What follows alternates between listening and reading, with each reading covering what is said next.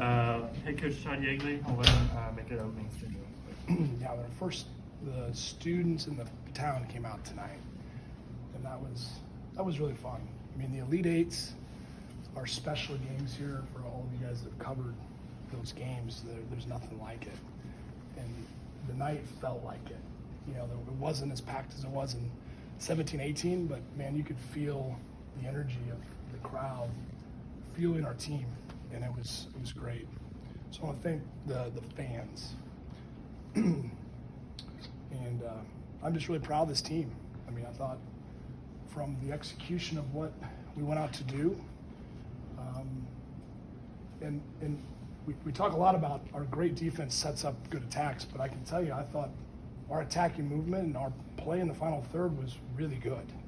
And that's a really good team, but if you look at the quality of what was been done in the front half, it was the team in red that had, and we talk about the good quality they have, and they do, but I want to commend our guys. I mean, I didn't think we were rewarded with as many good chances as many times as we got near the 18, but I thought we were sharp, and yeah, our defending was the critical. You have to have a really well disciplined, executed plan to handle that type of team.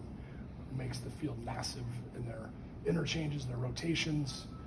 They're asking questions constantly, and you know, you have to solve your individual principle, but also collective. And I thought it was as good a demonstration of that. And you know, we didn't do that in the championship game, and many people wondered.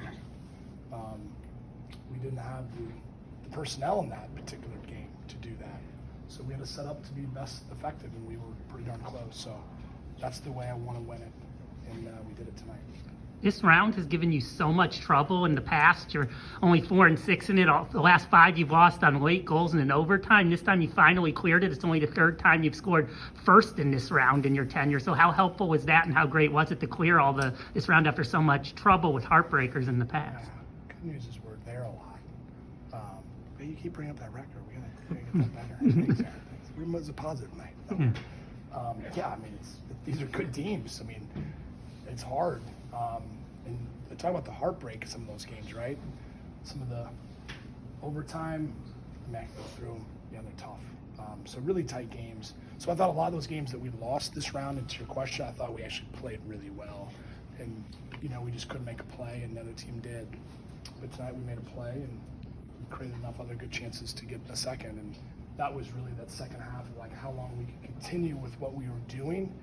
And yet they were cheating even more the last 20, 25, and it was like right on the edge of when we had to shift our setup. And I thought the guys executed really well when we kind of flipped the script of our shape. At halftime, you had 10 corners, but it was the first one in the second half that you scored. Was there anything you kind of talked about at halftime in terms of attacking those set pieces? We felt really good about our advantage on restarts. The way we're serving the ball right now, and they've given up some goals on restarts, although they do have some big guys. But based on some of their goals this year, they've leaked a couple, and they don't give up. I mean, that's a fantastic goalie and some really good players in that team. So they don't give a lot of chances away. So we thought restarts would be key, and the guys took ownership. They actually made an adjustment at half with us. They said, "Hey, why don't we look for this?" And we changed our runs. Ironically, the first corner or second, we get the goal. So that's when you love it, when the guys are solving things at halftime and coming to us saying, "Coach, can we switch this up?" And I was like, "Absolutely. You're out there. You see exactly what you see, and we can adapt." It seemed like first half they had success kind of isolating Ryan. How important was her, but just giving you some balance on the other side, being able to beat a man and just give you that threat? Yeah, I mean, I thought there was a great dual threat tonight. You know, they really gave Ryan the end line, which we had 2 or 3 kind of pullbacks, balls across the 6 that I thought, again, really good defending, good goalkeeping. Like, those are great chances, and they didn't really set up his right foot. But Herb was dynamic tonight. He was really good. It was that last little pass we said all season, like a couple, we might have gone central, we could have gone wide and isolated, but I thought all of our attackers were sharp. Just the opportunity now to play in the Elite Eight. How special is that? It's great. You know, Austin always gives me nice nuggets of information. It's 28. I mean, it's amazing what this program's done, and yet it feels like it's your first. Like, that's how excited I am. The team. this is just one. You just want more. And the feeling of the group and the feeling tonight, we just said, guys, you're now one more game. I always feel the Final Four is another kind of little mini season. You're one game away from putting more hardware. It just depends on what color it's going to be, and that's when it becomes really real for your group. When they know they're 90 minutes away from that. And we know that historically no one's kind of touched that Final Four mark for us, and if we could add to that and go farther, that'd be really nice. So yeah, I'm very proud of the team.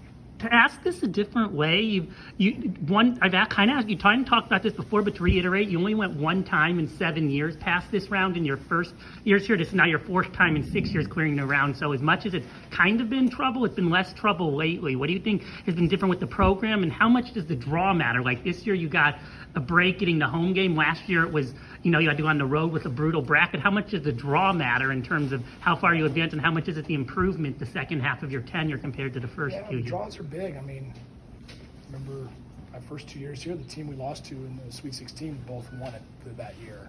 And then we won it in 12. And yeah, I mean, anytime you're in this stage of the tournament, things have gone really well and you've done a lot of good things.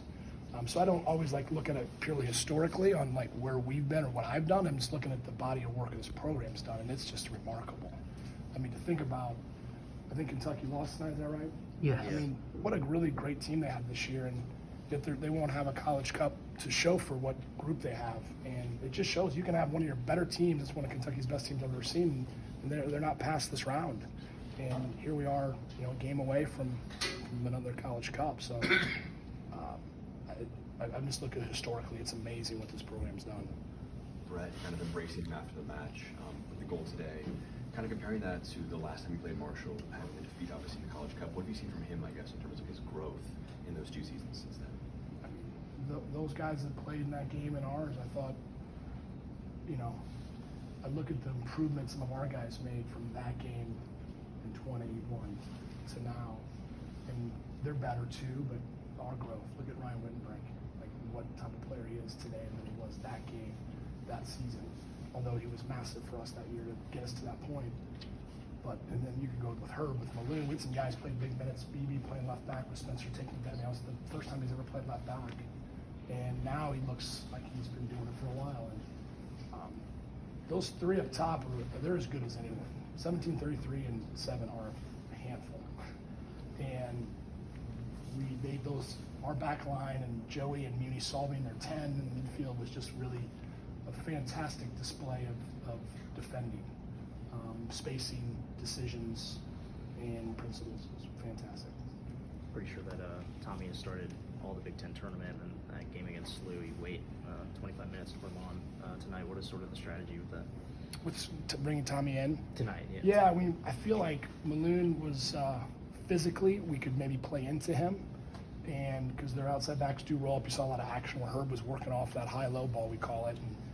And Maloon's as strong as there is a player. And also Maloon can stretch. And Tommy can do both of those, but he's not as strong as Maloon. So we thought bringing Tommy in kind of after the game gets going would be better. And I thought he did good stuff for us tonight. So it might flip back, but that's when you got a good group, when you can kind of flip roles. We didn't start Herb in the SLU game. He came in and gave us what we needed. So all the guys are ready, and Tommy certainly, all the guys want to play as much as they can, right? That's just the nature of the beast. But they were great team guys tonight and did what they needed to do to help us. You mentioned the physicality of Malone. What did you see from your forwards in general in terms of the pressing ability they've offered today? Yeah, I mean, Sammy is just, you don't want to deal with him. I mean, I was a center back, so I mean, if I'm just seeing this guy run at me, he is relentless. And Maloon is the same way. And not only was it just hard work, and I don't want to diminish it to that, it's just their timing, their angles, how they step, the shadow steps, when they set traps, when they didn't, was really good. But yet you have to have a willingness to do that type of work, and not all strikers are capable of doing that. And we try to do our best to recruit guys they can, and they did that tonight. But yeah, so I thought Maloon, his physical presence, guys kind of bounce off of him, and those two center backs are big. They're really strong players, so we thought that Maloon could kind of wrestle with them for loose balls or keep a ball free. And I think we had 2 or 3 great chances from that basically press in the front, and we just didn't convert. Both teams tonight hadn't played in a week. Did you see any fatigue in the first 20 minutes or so? You talked about last week. It was kind of the hardest match for you guys considering it was a week off. I think we needed some time. I don't know if that group could have done that after a short turnaround. So yeah, we needed every day to prepare, to look at them. We trained different, defensive shapes. We talked a lot about where our space would be. The guys were. It just shows hopefully one day we can get this academic year calendar, because to have a week in between games to really train and prepare and recover was kind of soccer utopia for us this week. Anything else for Coach? You had Danny and Jack Mayer coming back. The program, what does it kind of speak to you about the legacy and the history kind of the program to have guys like that coming back all the time? Danny wasn't going to miss this, and it was we had him staged. They didn't know he was coming. He didn't tell me until yesterday. I actually called him just to check in on some stuff, and he kind of couldn't lie to me. I said, "What are you doing this weekend?" And he goes, "Well, I'm on a flight in 2 hours." I said, "We'll see you." So his little surprise to the group was a shot. It was really fun to see, and then for us to win it and him to celebrate, he was such a big part of that run and helping us, and he's such a winner, and the guys love him. So for him to have Danny here tonight, and then Jack and the whole Mayer family, and obviously our alums, there was a lot of alums back tonight. Jack being a high-profile alum that you saw, it is. I mean, they probably had 15 to 20 alums back tonight. They love being here to support the team and to be part of it. So, and you guys were, by the way, really good. So I want to thank you guys for the coverage. We get spoiled here at IU. When I listen to other students, obviously there's not a lot of students, and we've got some pros that have been around for a long time, but you guys are really talented. So thank you for Hey, I'm not a student either. Just gonna say, Vito along. I'm a student. Just to be clear. Yeah, and I was going to say, Zach and I are the same age. We graduated the same year in college. Yeah, you guys are that's some really good pros to look to watch, but this you guys are. It's been that way through the years, but this is a really talented group. So well done to you guys. Thank you. Thank you.